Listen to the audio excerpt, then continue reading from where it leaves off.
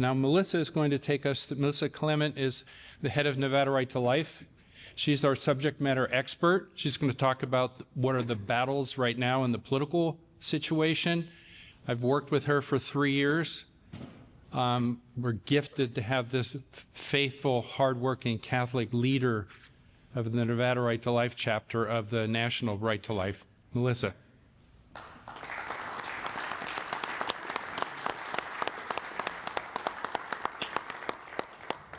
It is such an honor always to speak to you gentlemen. You truly are my favorite group to speak to. I unfortunately have to speak to a lot of non-Catholics and then sometimes a lot of women, but there's nothing better than Catholic men. And so the Knights of Columbus are truly, you guys are some of my favorites. Okay, so good morning, everyone. Good morning. For generations, the Knights of Columbus have shown steadfast leadership in defending the family and the sanctity of life. Today, I am calling on you to continue that leadership as we face the greatest challenge to family and life in our state. In November of 2026, this year, just a couple months down the road, Nevada voters will face a decision that will shape our state for generations. Question 6. This is not just another law.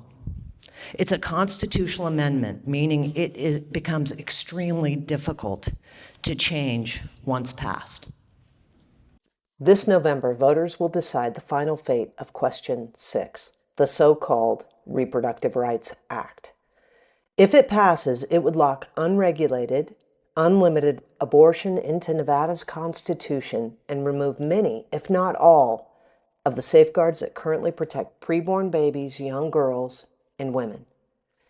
This is not just about abortion. This is about safety, common sense, and fairness. If Question 6 passes, parental notification laws will fall. That means a minor girl could be taken for a secret abortion without her parents ever knowing. No phone call, no consent, no chance for a loving mom or dad to step in and protect her when she needs them most. It is about women being told that abortion is health care, while the amendment eliminates basic health and safety standards. Women deserve real doctors.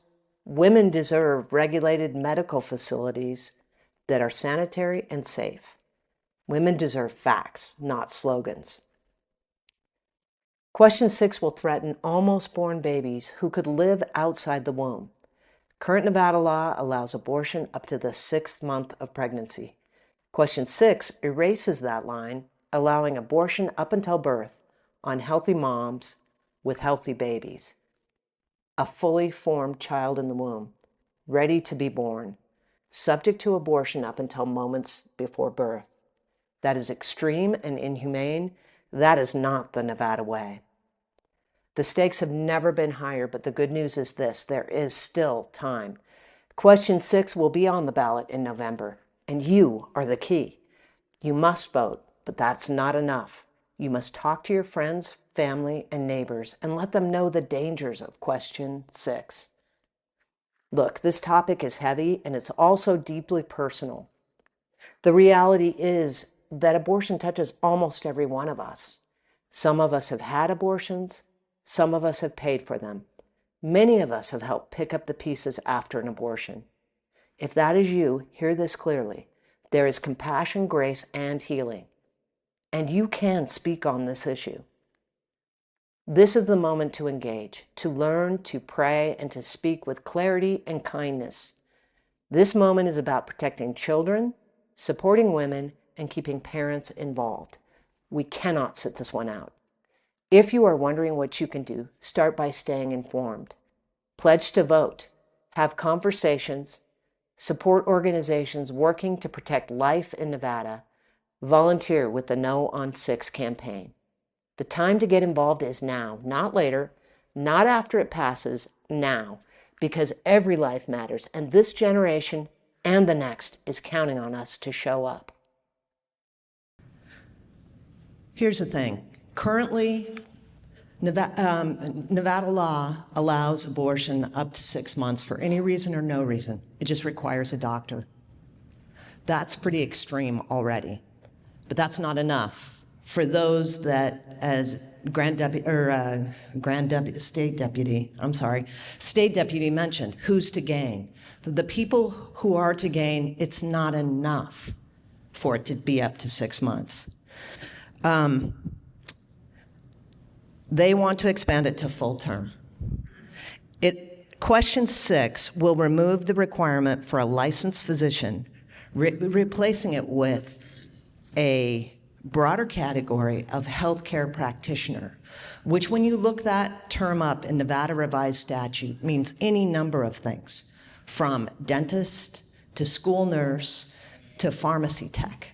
It could be pretty much anybody who's adjacent to the health field will now be able to do an abortion. And importantly, question 6 strips the state of the ability to regulate or even inspect abortion clinics, leaving this, and when I say that, I'm talking about basic health, safety, and sanitary conditions. And as I say over and over, I think that an abortion clinic should at least be as regulated as my nail salon. But if question 6 passes, it will not be. That means all of those requirements that the state should be responsible for will be subject to court, whether or not the courts will allow that to happen. And we've seen in other states who have followed the same battle plan that those kinds of regulations fall. Let's see. One of our most significant achievements, and truly one of my proudest moments, happened in 2025, when after 50 years, we were able to successfully go to court, and Nevada Right to Life beat Planned Parenthood 3 times in federal court and in the Ninth Circuit Court of Appeals, resulting in a 50-year-old law finally being enforced, which is parental notification for underage girls seeking an abortion. We know that all medical decisions, parents should be involved, right? And especially something that is as dangerous physically and emotionally as an abortion. Parents must be involved. Yet question 6 removes parental notification. A minor like Angela, whose testimony we just saw, she breaks my heart. At 15, she was making a decision she shouldn't have been making alone. And she carries that burden still. Her mother could have been there helping her. And it could be a minor in your own life, your daughter, your granddaughter, your next door neighbor. They could obtain an abortion without parents involved. A young girl can't get a Tylenol at her high school, can't get sunscreen at her grade school without written parental consent. But she can get an abortion or abortion pills without her parents even knowing. This is dangerous. Families are meant to guide and protect. This question 6 removes them entirely from critical decisions. And in Nevada, where we have a serious problem with child sex trafficking and abuse, secret abortions hide that crime, destroy the evidence, and return that young girl back to abuse. Groups like Nevada Knights of Columbus, Nevada Catholic Conference, and Nevada Right to Life oppose question 6 because it permanently locks into our Constitution abortion through all 9 months of pregnancy performed by non-doctors in unregulated, uninspected clinics. And in the case of minor girls, their parents won't even know, let alone provide consent. We really must vote no on question 6, but that's not enough. It's not enough for each of us to vote. We have to bring people with us. There are grave consequences to passing question 6, and because this is a constitutional amendment, it cannot be vetoed. It's extremely hard to reverse, and courts will reinterpret every law through it. Fixing it will require 150,000 signatures plus, just to get it on the ballot so voters can fix whatever problem we create when we absentmindedly vote yes. So we really must vote no. This is a permanent shift to our Constitution, and Nevada, we can't leave that kind of Nevada to our kids and grandkids. So I know you're wondering, well, who would have voted for this? This is crazy. It endangers young girls, and it's dangerous for women. Who would vote for this? But in 2024, 64% of voters voted yes to this. And that was, in that 64% were a whole lot of Catholics, a whole lot of pro-lifers, a whole lot of conservatives, a whole lot of pro-family people, but yet they voted yes. Why? Because they didn't know. You can help inform them, because if people know, they will vote no. Let me give you a recent real-life example here in Nevada of how well-intentioned laws lead to unintended consequences and why we must be careful about what we permanently place into our Constitution. In 2022, there was another amendment to our Constitution that was on the ballot. And Nevada voters passed the Equal Rights Amendment, an idea all of us support: equality, fairness. That's something we all believe in. But we are now seeing consequences of that vote. So there's a risk of injury. There's the scholarship opportunities. How many of us have paid for batting practice for our daughters and granddaughters? But when they go up against a boy in high school for that college scholarship, they can't compete. No manner of extra training is going to get them to that physical level. Scholarship opportunities, spots on the team roster, and then also, most importantly, privacy in the locker rooms and showers. I mean, this is a no-brainer. It's about ensuring girls are not overlooked in the name of fairness. Here's the thing: we have a chance to act and fix this particular problem, and that's one of my requests for you today, gentlemen. The Protect Girls Sports Initiative seeks to fix the Constitution by carving out sports, defining girls' sports for girls, boys' sports for boys, and co-ed sports for both. We need to get the measure on November's ballot, but it requires 150,000 signatures. Now remember, that's what I said we're going to have to do if we pass question 6. So, number 1, vote no on question 6.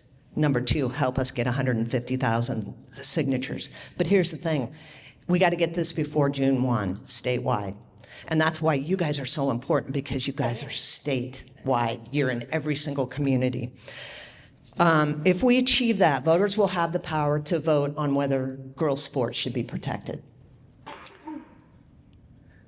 There's a very important lesson here. When broad policies go into the Constitution of our state without clarity, they can create consequences that take years to fix. That's exactly why we should be cautious and vote no on question 6. Here's the other thing. People who sign a petition requesting to protect girls' sports are natural no on 6 voters. They care about girls' safety in sports. They're going to care about a 15-year-old getting an abortion without her parents knowing. This petition will help us throughout the campaign to identify those voters that we need to make sure get out to vote, and to vote no on 6. Now let's turn our concern into action. Over the next 30 days, every council has a mission. I'm asking you, fellas, take this mission on. Collect parish signatures on the Protect Girls Sports Initiative. Identify parishioners who are willing to collect signatures outside the parish at things like their kids' sporting events. And I'll tell you, it's the easiest petition I've ever carried. People are like, give me that. Let me sign it, and let me go get some signatures as well. And here's what's great. Only registered voters can sign this petition, which is kind of like a de facto voter registration effort, where everybody you talk to, you've got to find out if they're a registered voter. And then you say, hey, you're not registered? Do you realize what's on the ballot this time? Because this time, life is on the ballot, girls are on the ballot, women's health and safety is on the ballot. Gentlemen, together we can protect girls' sports and defeat question 6. I ask you to join us. Thank you.